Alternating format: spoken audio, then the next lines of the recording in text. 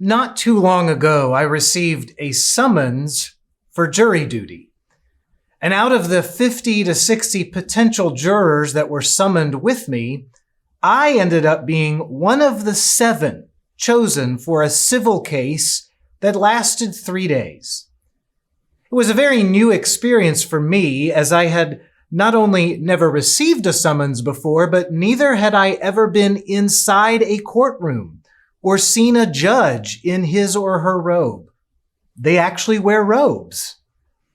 As a member of this special jury, each day we had to report to a certain floor on the parking deck of the county office buildings and be escorted by a bailiff down several long halls through some doors that had security key entry into our jury room, and then finally into the courtroom to hear the case.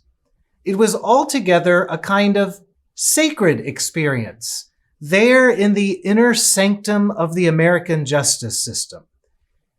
They gave us a lot of instructions, but I found I was more prepared for what was going on because I had seen so many Matlock and Law and Order episodes growing up. Even though we were treated almost like royalty, we were very sequestered. We had to leave our smartphones and computers in the parking deck. That made me feel like I was living in a bubble.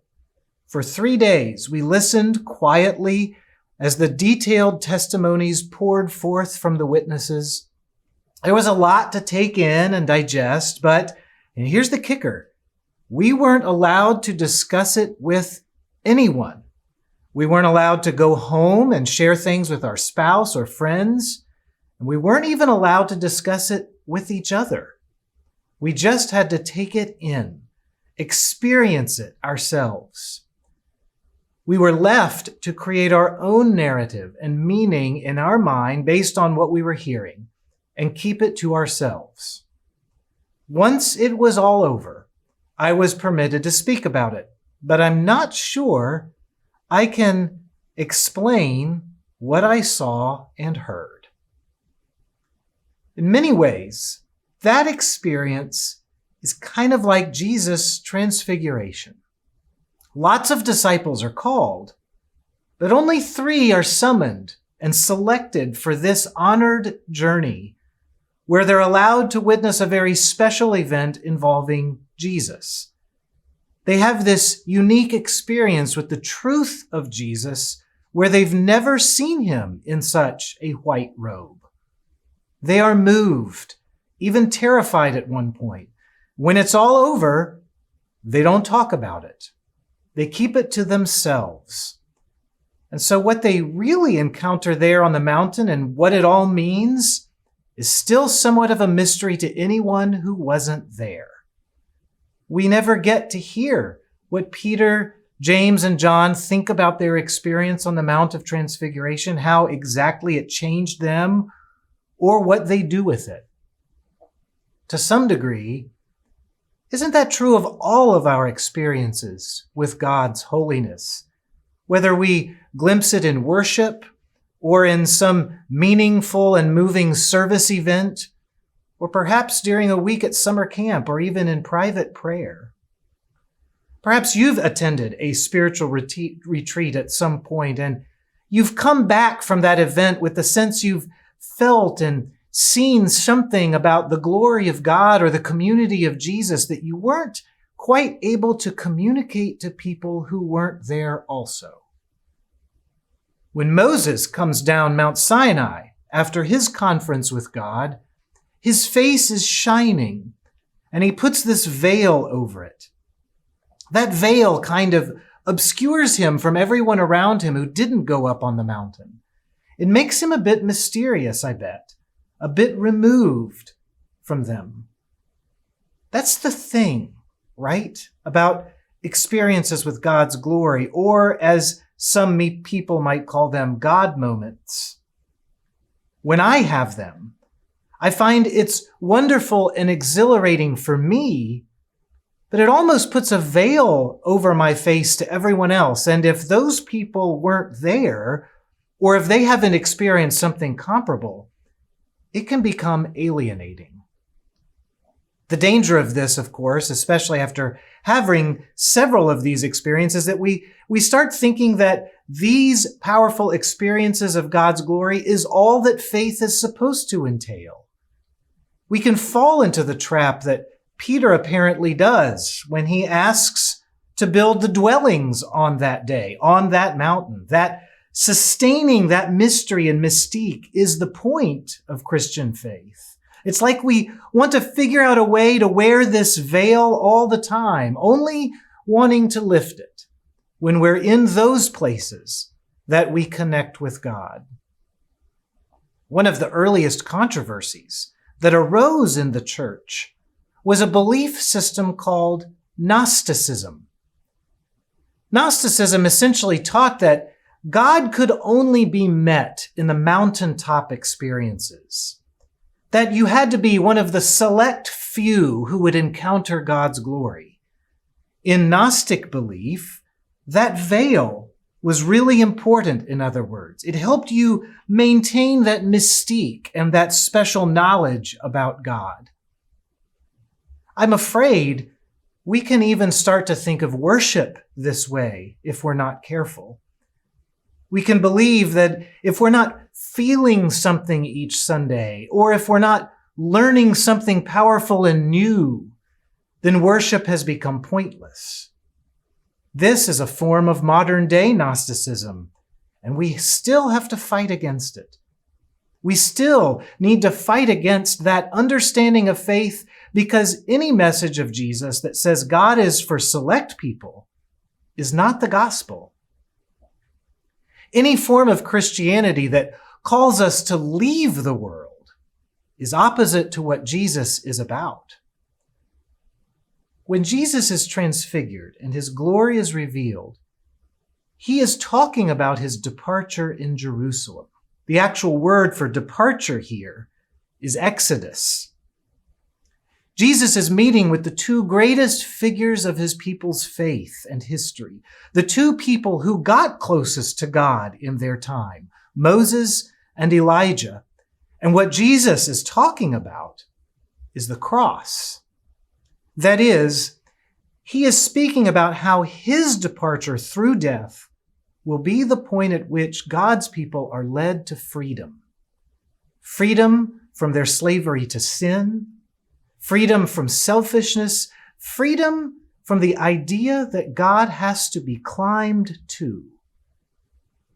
Jesus' exodus is going to show that everyone, in any circumstance, is already present with God. Jesus' death is going to reveal that God climbs down into every possible place we might find ourselves in. That's not secret knowledge. There's no special prayer you need to say. There's no privileged background you have to have. There's no degree or experience you need to testify to receive that.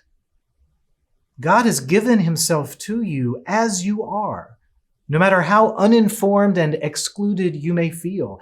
And as if to prove what he means, the first thing that happens when Jesus and the special three come down the mountain is that he encounters a hurting person.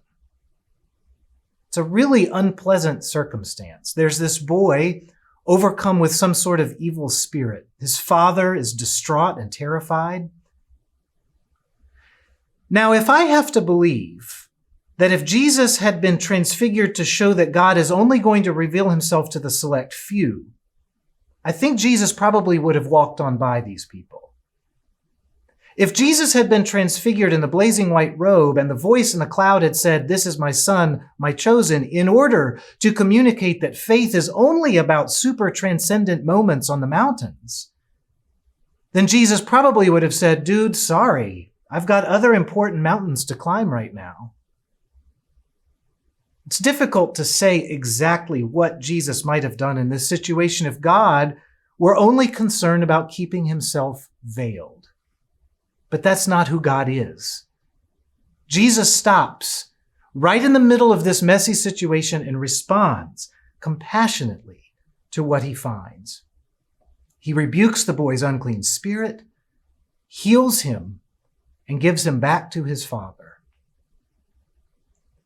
God comes to us in all our distorted realities, throwing back his own veil of mystery in the love of his Son, Jesus. I recently ran across a great article by a Mennonite pastor out in Alberta, Canada. He lives just several miles from some of the most breathtakingly beautiful mountain ranges in the world. His name is Ryan Duke, and he admits that those mountains are often his sanctuary, that the closeness to God he feels there is profound and healing. He admits that he has often in his life skipped church on Sunday in order to be in those mountains. But Duke says he also has come to realize that Jesus calls him back down from the mountains to be with the people. He says in his article, "The God of creation can inspire me, but creation cannot demand that I die to myself and become ever more alive and attentive to all the things that are ugly and easily ignored in the world." Said another way, mountaintop experiences, wherever they are and however they come, often end up giving us a veil. And Jesus came to remove that veil. Jesus removes the veil so we can see ourselves in each other's suffering. Jesus removes the veil so we can understand that we are created to be in community with one another, and Jesus came to die on the cross to show us how to do that and make that possible, as messy as it can be sometimes. One day, though, it will be clear that Jesus' love and power to heal has embraced the whole world. One day, it will be fully unveiled that all who are seeking freedom from their brokenness have found it in Jesus the Christ. One great day, on the other side of this valley of tears and hurting, it will be clear as a bright new day that God has claimed us and healed us all. I think that's why Jesus selects Peter and James and John. What happens on the Mount of Transfiguration is not a trial or a hearing or a piece of evidence, but a view, if you will, of God's final verdict. It's a brief, hopeful view of that day when all is said and done and everything will give way except for Jesus. Everything will fade like mist except for the one who offers his life for us. We will have a robe, too, and his light will be reflected in us from glory into glory. And on that day, we will talk about it and laugh about it and wonder about it out loud all day long.